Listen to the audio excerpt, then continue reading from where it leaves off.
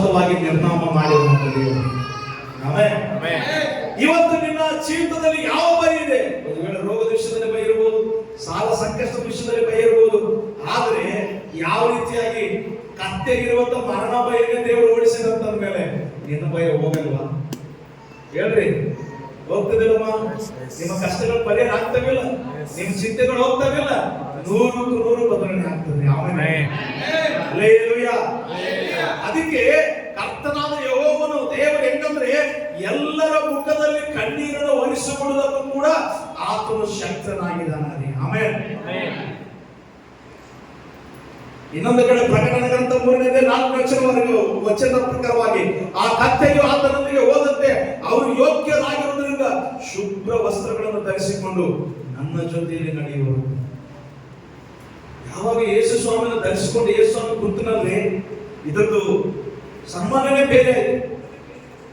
ತಿರಸ್ಕಾರ ಮಾಡಿದವರು ಅವನ್ನ ನೋಡಿದ ತಕ್ಷಣ ಆಶೆಗಳು ಹಾಕ್ಸಕತ್ತಿದ್ರು, ಬಟ್ಟೆ ಹಾಸಕತ್ತಿದ್ರು, ಹೂ ಹಾಕಕತ್ತಿದ್ರು. ಮೊದಲೆಲ್ಲ ಒಳಗೆ ಬಂದ್ರೆ ಕೊಲೆ ಮಾಡ್ತಾರೆ.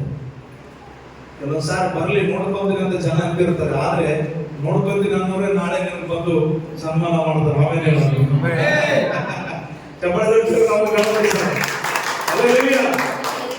ಇದು ದೇವರ ವಾಕ್ಯ. ಮತ್ತೆ ತಪ್ಪಾಗಿ ಕೇಳ್ಕೊಬೇಡ, ಯಾರು ಉದ್ದೇಶಿಸಿ ಮಾತಾಡ್ತಾ ಇದ್ದಾರೆ ವಾಕ್ಯ.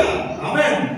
ನೋಡ್ರಿ, ಇನ್ನೊಂದು ಹೇಳ್ತದೆ, ನಾವು ನಮ್ಮ ಜೀವಿತವನ್ನು ಕ್ರಿಸ್ತನಿಗೆ ಒಪ್ಪಿಸಿಕೊಟ್ಟಾಗ ಲೋಕದಲ್ಲಿ ಪಾಪದ ಮೇಲೆ ಜಯ ಹೊಂದುತ್ತೇವೆ. ಹಾಗೆ ಜಯ ಹೊಂದುವವನನ್ನು ನನ್ನೊಡನೆ ಸಿಂಹಾಸನದಲ್ಲಿ ಕುಳಿತುಕೊಳ್ಳುವಂತೆ ಮಾಡುವಂತೆ ಹೇಳ್ತಾರೆ. ಆಮೆನ್.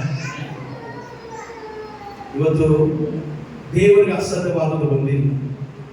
ಜನ ನಮ್ಮನ್ನು ಕತ್ತೆ ಅನ್ಬೋದು, ಕೆಲಸಕ್ಕೆ ಬಾರದವ್ರು ಅನ್ಬೋದು, ಉದ್ಧಾರ ಆಗೋದಿಲ್ಲ ಅನ್ಬೋದು, ನೀನು ಏನಾಗಿ ಹೋಗ್ತಿದೆ ಅಂತ ಅನ್ಬೋದು. ಆದ್ರೆ ಇದೆಲ್ಲ ಏನು ಮಾತಾಡ್ತಾರಲ್ಲ, ಅವ್ರ ಕೈಯಲ್ಲಿ ನಮ್ಮ ಭವಿಷ್ಯ ಇಲ್ಲ. ನಮ್ಮನ್ನು ಸೃಷ್ಟಿ ಮಾಡಿದಂತ ದೇವರ ಕೈಯಲ್ಲಿ ಭವಿಷ್ಯ